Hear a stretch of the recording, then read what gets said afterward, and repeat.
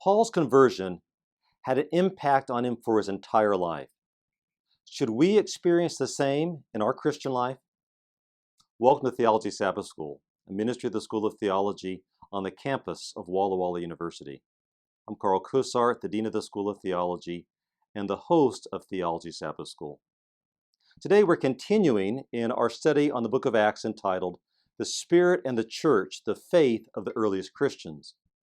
Over this quarter, we've gone all the way through the book of Acts, and we've come down to just 2 chapters before the end, Acts chapter 25 and 26.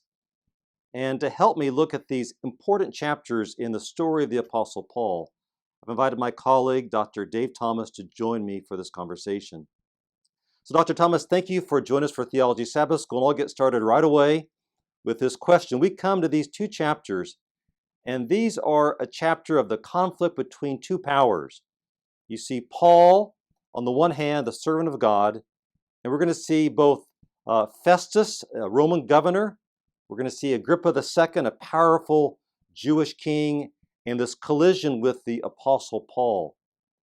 What is it about power and religious leaders that would lead them, in this case, to actually fabricate a case against Paul, to become crooked politicians, per se? What is there about power that seems to corrupt even religious leaders? You know, that's a very interesting, and by the way, I'm happy to join you, and I suppose we should say Christmas greetings to people, but that's still a few days away. You know, you raise a challenging and a difficult question, Carl, because we all know that power corrupts people. We all hope that it would not corrupt religious people.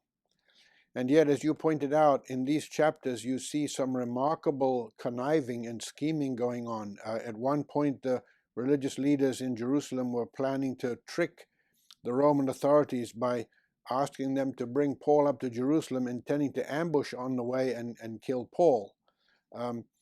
And, you know, I've thought about this quite a bit in life. Partly because I have had several invitations in my life to become a person with religious authority, and I've turned them down on multiple occasions. I was thinking about that just the other day, wondering what kind of an administrator I might have been had I taken those there. And I'm hoping that I would not have become like many down through history. And you know that the whole history of Christianity is fraught with the misuse of power by religious leaders. And it seems that once you're persuaded that God is working with you and that He's prospering your endeavors and that He's given you a body of truth that it's your job to preserve, it really it establishes a status quo that achieves a sense of sacredness of its own, so that anybody who challenges that in any way becomes dangerous, becomes expendable. And I think that the whole edifice of religious thought and governance in Paul's day did not accommodate itself at all to the way he was preaching, even though, and we might talk about this in a little while here, even though he portrayed himself as merely experiencing the fulfillment of the promises that his own people had hoped for generations. And so, you know, it led to conniving. The same thing happens with Jesus, that famous saying that it became more expedient for one person to die than for a whole nation. I don't know that I can explain it in any more profound way than that when we feel like it is our job to protect the business of God, we are in danger of actually doing harm. So that would kind of be my initial response to that question anyway. It's a difficult question because I don't want to malign people who have religious responsibilities. But at the same time, if they study the history of people in power, they should be very afraid of, or very aware, very wary of the way they exercise power and authority. You know, it is an interesting passage because if you think about the religious leaders from their perspective, and I guess to an extent we'd say that they were correct, that Paul's message in the end would have radically changed the way they understood their Jewish faith, because it introduced the arrival of the Messiah. And so they saw him as a threat. And it is interesting because, you know, they're conniving. They recognize that Festus, and it's interesting, Festus is the Roman governor, and he's come after Felix, the previous one, has left. they're kind of tough names because they're both start with F, Felix, then to Festus. But what's interesting about it is we actually have from Roman records, we know that Festus was the governor in Judea, and his time frame is around the year 59. So we're about 7 years away from the Jewish revolt that will forever change the nature of Judaism in the world. And they're certain that Paul is going to destroy their faith. And so they actually, are willing to take advantage of a naive governor who wants to start off with, getting their affirmation to do them a favor, an act of goodwill. And so they're willing here to manipulate him. And it is interesting because I do wonder, there are times when religious leaders are confronted with perceived threats to their faith. And so how do you do that? I mean, certainly we would say that you should not use uh, corrupt, methods to silence someone. Um, but that is a challenge. How do you deal with disagreements internally? Um, any thoughts on what they should have done? Should they just backed off? How would you have counseled them if you were a senior Jewish rabbi and you had the ear of the high priest? What counsel would you have given him? Well, I happen to like Gamaliel's advice. That you need to, and some people deride that and say, well, that's a cop-out. No, and I would make two responses here, is that I think one of the things that religious leaders and all of us have to do is realize that sometimes we misapprehend the plan of God and we create an orthodoxy that actually is not really, it may appear to us to be entirely aligned with the will and the plan of God, but there's a possibility at least that it is not. And that seems to have been the case in Jerusalem at the time. It seems that the in this case the vision of a Messiah, the idea of a Messiah had gone askew. That we read back into there and see that the Messiah was not going to be a political leader or a leader of some revolution, but was going to be a suffering person. And that idea was lost. And so what happens when the Messiah actually appears, the prevailing image of a Messiah doesn't fit the real Messiah. And I think that's a lesson for all of us. We have to be careful with the orthodoxies that we create, because sometimes they're conditioned by time and place and by personal desire, and they run askew of what God actually has in mind. And I think that's one thing that religious leaders should always bear in mind, is that there may be some element of their status quo that is not correct. It's not where it should be, which should lead to some humility in approaching people. I think the other thing they should do is that they should really listen to people who they think are dangerous. There'd be no harm in engaging in dialogue to fully understand what the Apostle Paul was saying. And then I think to move cautiously, and I agree with you, they should not resort to devious activities. The end does not justify the means. And certainly it doesn't do that in religious settings. It's clear from the passage that Paul placed no trust in the powers that were at that point in time. I mean, he recognized that he was in a difficult position because he'd been in prison for about 2 years up until this point in time, and he never played this trump card that he had. This idea of I'm a Roman citizen, I can. I have the legal right to have my case, my personal case, tried before the emperor himself. And he never played that card up until this point in time. So I think he perceived that Festus was in a weakened power position and that he would have turned him over unless he would have claimed his right to be tried by the emperor. Why do you think that, because in this act, Paul never becomes belligerent with Festus. And later on, when he has to deal with King Agrippa II, he's never belligerent. He has this deference, this respect. What do you think about that? How do we maintain that even in the midst of situations where we know that some of those leaders, I guess we would say, they almost seem like, the mafia thugs who are coming in to push their way.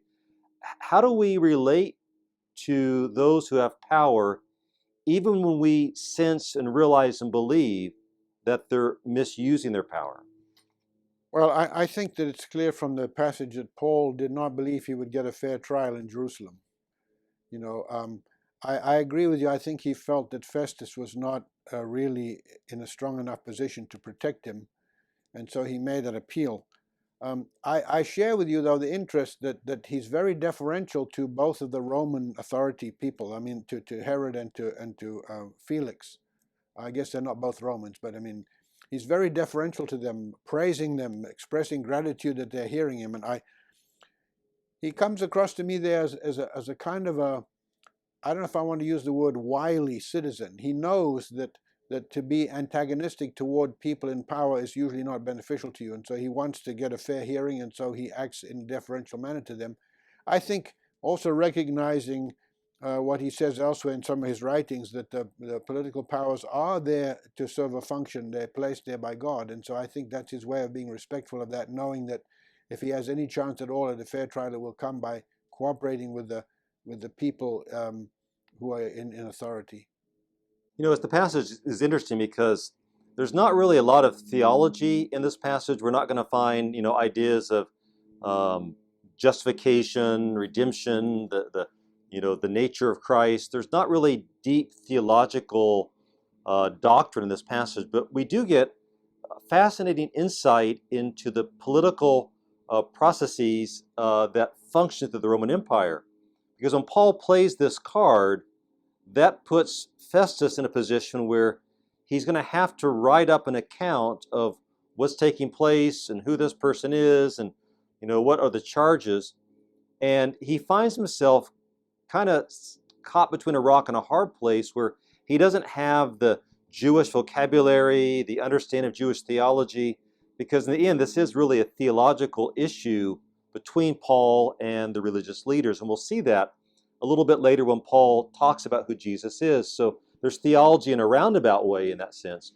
But Festus recognizes that he needs some help, and it just turns out that there's a Jewish king in town, and his name is Agrippa. Now, we know him in this passage as Herod Agrippa, and this can become confusing for perhaps some of our viewers, because we've already met Herod Agrippa back in chapter 12. And he died in chapter 12. But these are actually two different people. The Herod Agrippa in chapter 12 is the grandson of Herod the Great, Herod Agrippa the First. And when he died, his son was this individual named Herod Agrippa in our chapter, Herod Agrippa the Second. And he was too young at that point in time to be given his father's position, and so Rome went back to having governors rule over Palestine. But he still was an important dignitary. He's older now, he's in town, and his sister Bernice is with him. Now, this is another one of those, if you're a history buff, you'll be fascinated with some of the details here, because Bernice actually shows up. She is a famous person in early Roman records of the Roman war against the Jews and the emperors, because she actually ends up having an affair with Titus, the general, the son of Vespasian, who will attack Rome in the year 66. And she came just about, an inch close, you might say, to becoming the empress at the time, but the Romans didn't want a Jewish empress years later after the defeat of Rome, after the defeat of Jerusalem by the Romans. But she also had, the Jews had some gossip about her, that they believed that she was in an incestuous relationship with her brother. So we have a corrupt politician. We have a great-grandson of Herod the Great, who has rumors circulating about him and his relationship with his sister, and she'll become a power person later on. And he brings them in. Festus brings these two in, saying, I need your help with writing an account of what the charges are. Would you mind listening to him? And they agree, and so you have this big face-off, this big trial where Paul stands before Herod Agrippa II and before Festus, and he gets to make his case. I'm just curious, when Paul makes his case, what is it that jumps out to you most about Paul's presentation of his experience before coming to faith in Christ and that sudden change in his life, and then the way in which it grips his life? I mean, it's forever changed his life. What catches your attention in Paul's defense in chapter 26? Well, I would make one little aside. You had mentioned earlier about no theology in this chapter, and I agree with you, these chapters, but it does interest me that there are two statements about the resurrection where Paul speaks of it as something that is not surprising in light of the omnipotence of God, which I thought was interesting. But to go to the other question, I am always struck by the immense grip that Paul's conversion experience had on him for the rest of his life. And we all know the story of the conversion, how he had this bright light that was knocked off his horse and so forth. But that encounter with God, that in which he claimed later to have seen the Savior, absolutely galvanized Paul. It completely rewrote the script of his life. And I've been thinking lately that here was a very well-educated man who knew all the ins and outs of religious law and probably some aspects of civil law, who was involved in destroying the people of the way, trying to get rid of Christians, and now he has this event which really necessitates the complete rewriting of the script. And, we know he went away for 10 years. Some people think he went to Petra, but he went away for 10 years to reorient himself and to rebuild his theology so that when he comes out as a missionary, he is now Christ-centered. And it strikes me that the grip that his conversion had on him even caused him to face death without fear. I read years ago a job description for a preacher. It was kind of a funny one because, according to the story, a church was looking for a new pastor, and all these resumes were coming in, and they were turned down, and finally an old man turned one in about, wherever I go, the people riot. I've been stoned several times. He turns it in as if it's the Apostle Paul's, and he hands it in, and the search committee was horrified. They said, we could never have this person here. And the old man pointed out that this was the resume of the Apostle Paul, which brought a semblance of sensibleness to the church committee. But I don't know that everybody is gripped by their conversion experience like this. I do think that people who have prophetic office, and I would call Paul one of those. You see the Old Testament prophets, their encounter with God is so gripping that it completely rewrites everything in their lives, and they become even unafraid of death. I don't think that normal conversions do that. I think there's an added element in a personal encounter, a vision of God that goes to a deeper level than most of us experience. And I think it's necessary that way because people with a prophetic voice have got a tough row to hoe, harder than most Christians, in that they are trying to speak for a righteous God to a headstrong people. And so, but I'm really...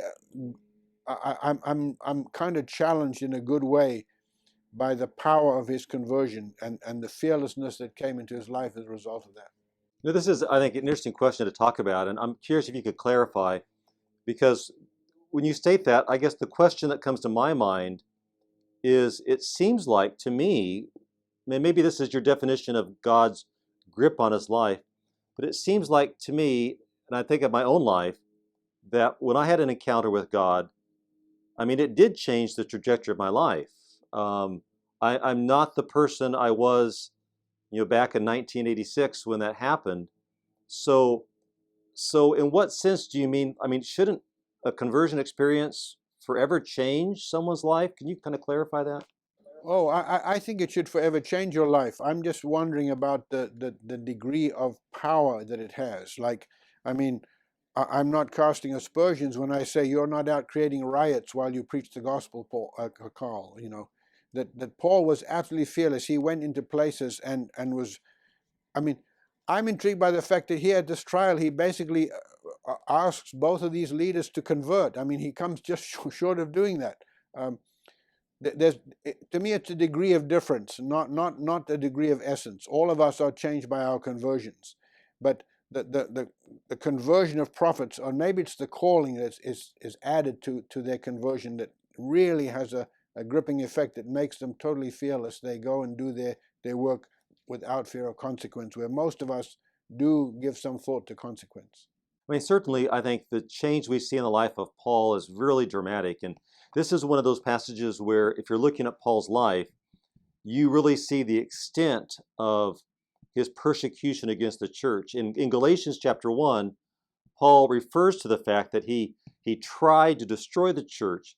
But this is the passage in Acts where he actually says what he did. He threw them in prison. He voted against them in the capital case when they were being tried to be executed. And he also says that he tried to make them blaspheme. And I assume that blaspheme there is not blaspheme in the sense of blaspheming God, because as a Jew, he wouldn't want to have blasphemed, the God of Israel. But I think that in this passage, it means he tried to get them to curse or to blaspheme the name of Jesus. And what a guilt that must have been upon him years later when he encountered the risen Christ and he himself became a follower. That would have been, I think, difficult to live with. Yet somehow he does, and I mean, he accepts Christ's rewriting of his life, and he moves forward. But you can just tell the way he tells these stories that that's a soft point in his life that he really carries with him forever. The way he tried to inflict pain upon those early Christians. Yeah, I think that he never recovered from the fact that here he was, a well-educated person who was so persuaded of the rightness of his position that he was willing to participate in the execution of people who disagreed, and then to discover that he was wrong. That would be a pretty shocking thing to have to live with. That may be one of the things that drove him pretty hard to evangelize. So of all the times that Paul refers to this experience, there's 3 times in the book of Acts that Paul recounts his conversion experience on the road to Damascus. And this is the only one where he talks about when Jesus confronts him, he tells him, it's hard for you to kick against the goads. And that may be kind of a strange passage for our viewers. A goad is an ancient cattle prod. Today we use a modern electric cattle prod to get an animal to move if they refuse. And in Paul's day, that was basically like a sharpened stick, like a pencil, that they would apply to the backside of an oxen if an oxen refused to plow a field. And they'd keep applying that, and if the oxen wanted to resist, of course, it'd become painful.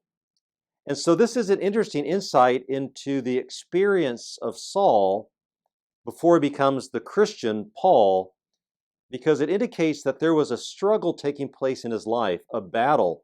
The Holy Spirit convicting him that the path that he was walking was one that he shouldn't be walking, and that it was harder for him to resist than to give in.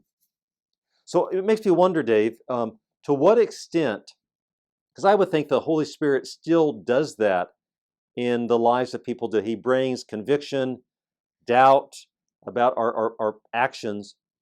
To what extent do you think that Paul's conversion becomes a template, a model for all conversions today? In what aspects can we look at that and say, yeah, that happens to all Christians, or no, that's unusual, that part doesn't? Any thoughts on that? Well, I have for a long time struggled with that issue, mostly because when I was growing up, the only conversion stories I ever heard were dramatic conversions. But I have learned along the way that there are also quiet conversions, and quiet conversions are just as legitimate and just as durable as more dramatic ones. And so I don't want to hold Paul's conversion up as the test, the standard by which all conversions should be measured. Certainly, we're all happy for dramatic conversions, but we ought not to discount the quiet ones, and Paul's doesn't fit that model at all. So I think you have to leave room for both kinds. To go back to his speech where you said he basically appeals to Agrippa to become a Christian. What would you say? This raises the question. We have two reactions, right? We have the reaction of Festus, who, when Paul's talking about the resurrection of Jesus, Festus says, "Paul, you're crazy. This is just ridiculous." And Paul kind of blows that off, and he goes right for Herod Agrippa, who himself is Jewish, and appeals to him to basically become a follower of Jesus. What's the process by which we evaluate new light that comes to us? For Agrippa, this was new light coming to him, also to Festus. So how do we process new light that comes to us about our Christian faith or about what we should believe in? How do we deal with that? I think many times a new well, I think it comes in several ways, Carl. I think sometimes a new idea or new light is so blatantly true that we accept it immediately. It's so obvious that we just say, "Oh, well, it fits with our system, and we ought to adopt it." I think most of the time, though, I compare the evaluation of truth to, or the assembling of truth to cooking a meal. And I'm talking about a fancy meal where you have some things cooking on high heat, some things are, on simmering on the back burner, some of them on the refrigerator for a few days. And I think that when you get something that looks like it's a new idea, a new light, you have to weigh it against Scripture. You have to weigh it against what the assembly of beliefs that you already have. I think you have to dialogue with trusted people. And some things you hold in abeyance. Just because you heard something doesn't mean you have to fit it into your belief structure. But I do think you have to give it an honest hearing, and you have to wrestle with it and see if there's a way in which you need to adjust your belief structures to accommodate a new idea. I don't think it's a quick and easy process. I think the initial reaction often is to reject it. And that's, I think, something we ought to avoid. I think that when somebody comes professing some new idea that they think is a very urgent truth that we've missed, we ought to listen to it and evaluate it and react to it, and then decide whether it goes in the refrigerator or on high heat or maybe simmers on the back burner. I kind of wonder what that would have looked like if, for Festus, the governor, or for Herod Agrippa, what that would have meant if they would have responded in faith. Um, how would that have changed the trajectory of their lives? Would have been a loss of power for Herod Agrippa the second? And I'm sure that probably as they process that experience, that's the cost that they're counting. And I think I mean, would you agree that there is really a cost to becoming a follower of Jesus? In most cases, there is a cost. I think if you happen to live in a country where the general population is inclined toward Christianity, the cost is way less than if you live in one where it isn't. But there is certainly a cost, and I think there's always a personal cost.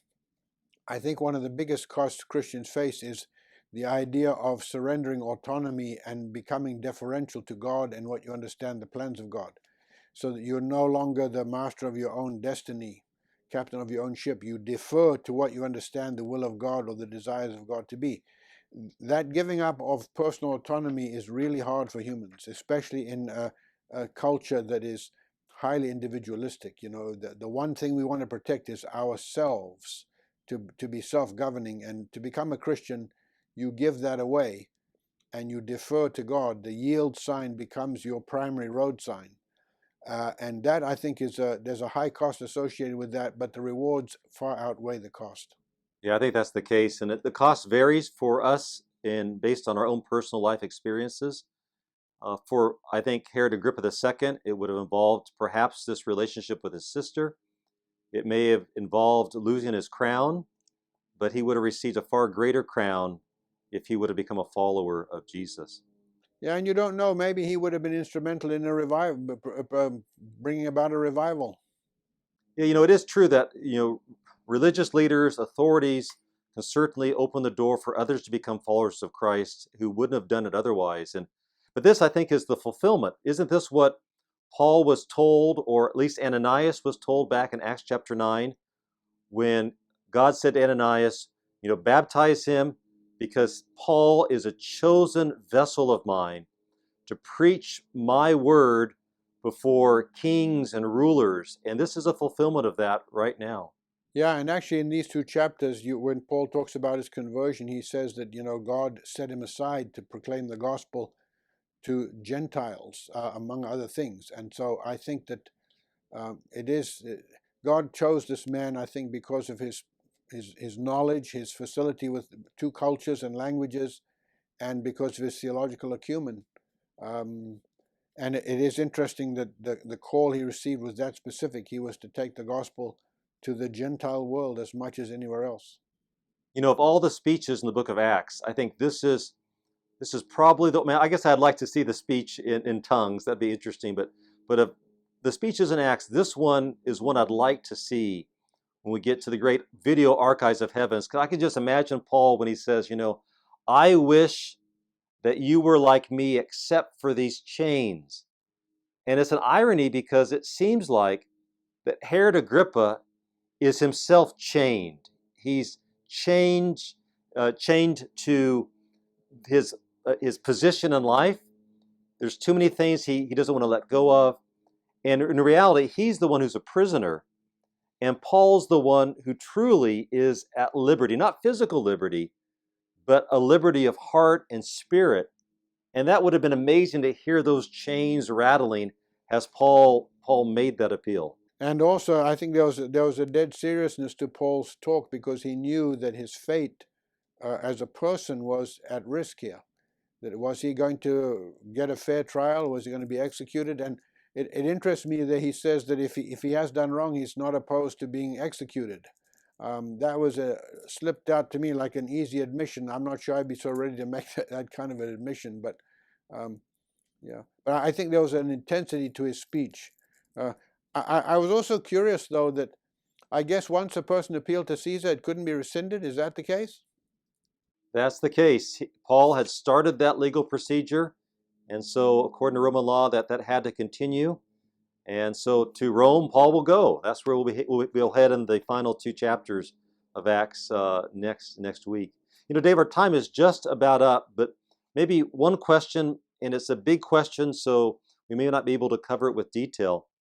But how does Paul view this relationship between historical Judaism and Christianity, which is a kind of a dangerous topic today?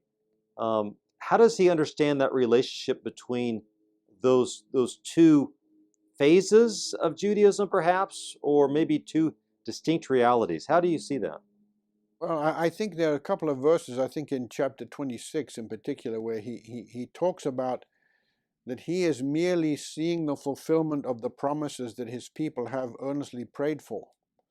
And so I think, he sees his own statements about Jesus as a fulfillment of the hopes and dreams of Judaism. And that's the difficult piece, because to say that is to suggest that somehow the leaders in his day missed the boat. But that is the claim of Christianity. That does not suggest that we should be uncharitable to Jews, because Paul talks that the prophets are theirs and the scriptures are theirs, and that there's a huge legacy there that ought to be very respectful of.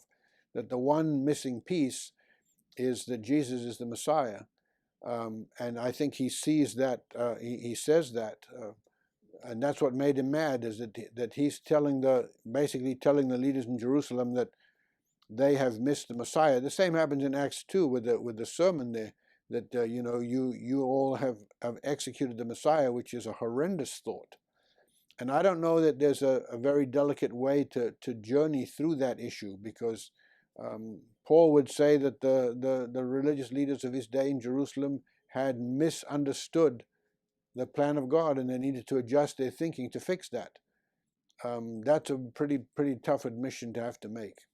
It is, and I think that goes back to the issue of a cost, right? A cost where we have to evaluate our own traditions, our own perspectives, and let the truth of the Messiahship of Jesus be what defines our outlook on truth, our outlook on life. And it's a hope that comes to us, right? That changes our world forever. It grabs us like it grabbed the Apostle Paul. It transforms our lives.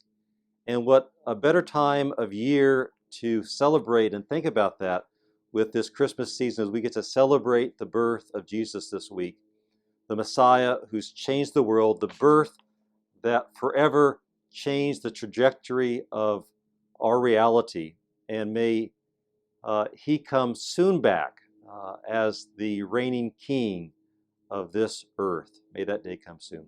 Dr. Thomas, thank you for joining us again for Theology Sabbath School. And thank you, too, for our viewers for taking time in this Christmas season to join us. Encourage you, if you haven't done it already, to hit the subscribe button. And look forward to seeing you next week after Christmas as we finish up with the book of Acts by looking at Acts chapter 27 and chapter 28 with Professor Brant Berglund. So have a Merry Christmas. Take care. God bless. We'll see you next week. Bye-bye.